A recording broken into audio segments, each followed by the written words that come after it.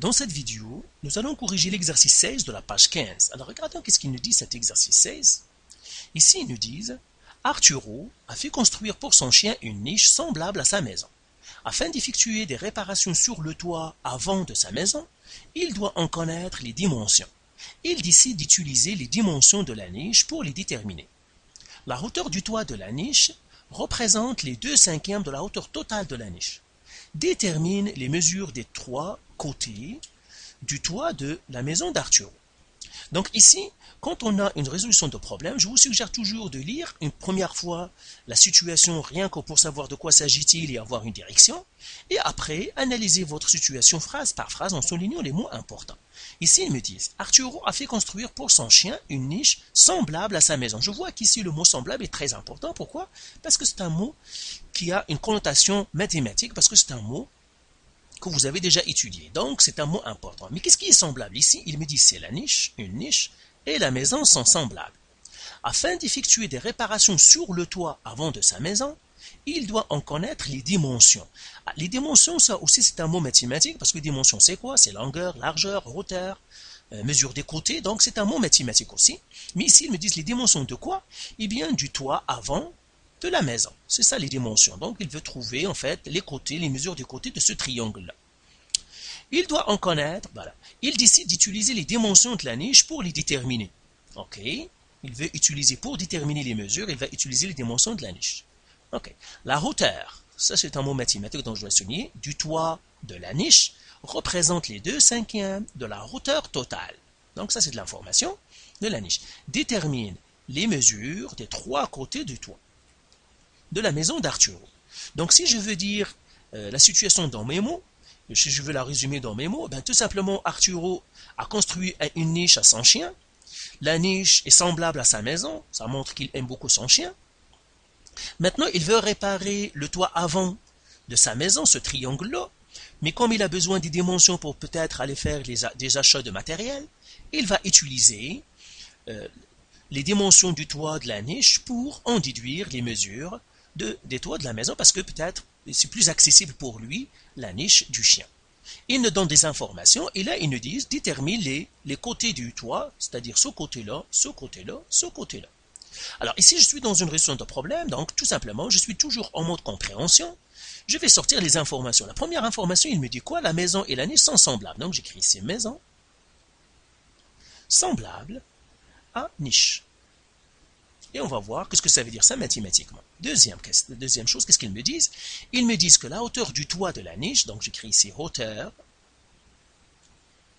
toit, niche, ils me disent c'est les 2/5 égale 2/5 de hauteur totale niche. Hauteur totale de la niche. Donc j'écris tout simplement niche.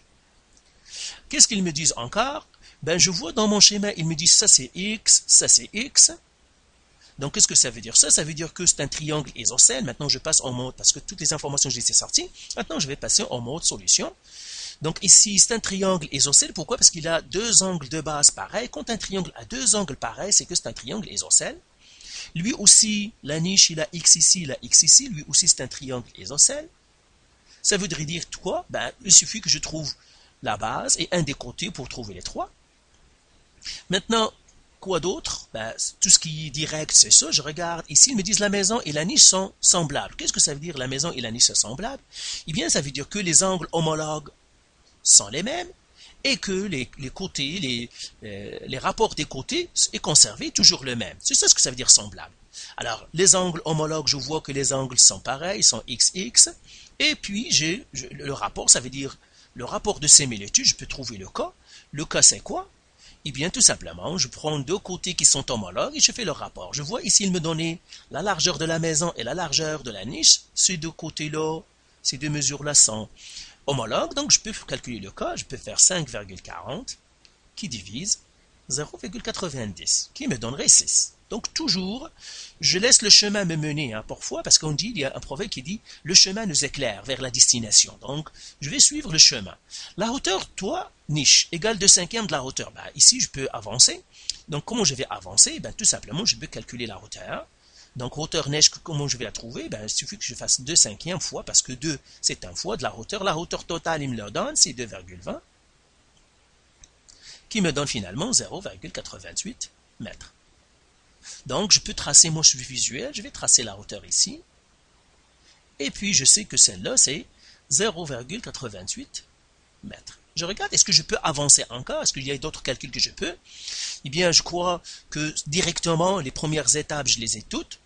Eh bien, maintenant, je vais me tourner vers qu'est-ce que mon chemin a.